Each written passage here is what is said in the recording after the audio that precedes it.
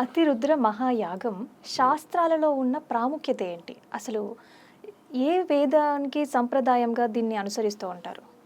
మనము మంత్రతంత్ర శాస్త్రాలన్నీ కూడా అధర్వణ వేద శాస్త్రంలో వస్తాయి. ఓకే.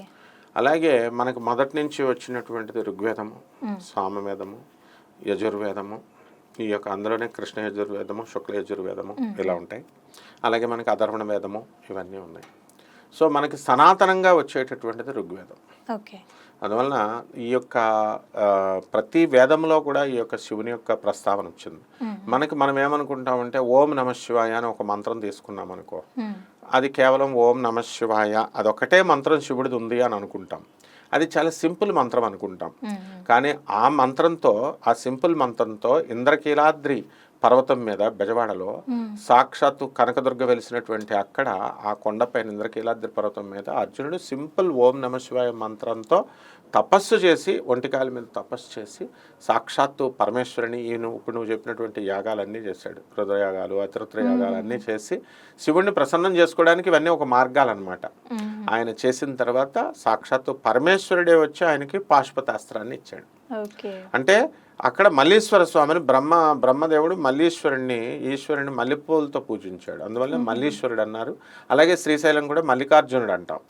సో ఈశ్వరుడికి ఏంటంటే మనకి ఈ యొక్క పుష్పాలు, ఉమ్మెత్తు పుష్పాలతో, తర్వాత ఈ యొక్క ఈ నల్ల ఉమ్మెత్తు పువ్వులతో, మారేడ దళాలతో, ఆ తర్వాత ఈ యొక్క శుద్ధ జలాలతో, పంచామృతాలతో మనం అభిషేకం చేస్తూ ఉంటాం. సో ఈ అన్ని వేదాలలో కూడా శివుడి యొక్క ప్రస్తావన ఎక్కడో ఒక చోట వచ్చింది. ఇప్పుడు షేం శివాయ నమః, ఇది శివుడి మంత్రం అని చాలామంది తెలియదు.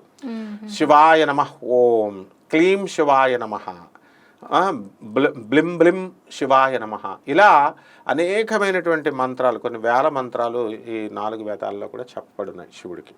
శివుడికి అర్థం ఏమిటంటే శుభాలను కలిగించేవాడు, మంగళాలు కలిగించేవాడు అని అర్థం.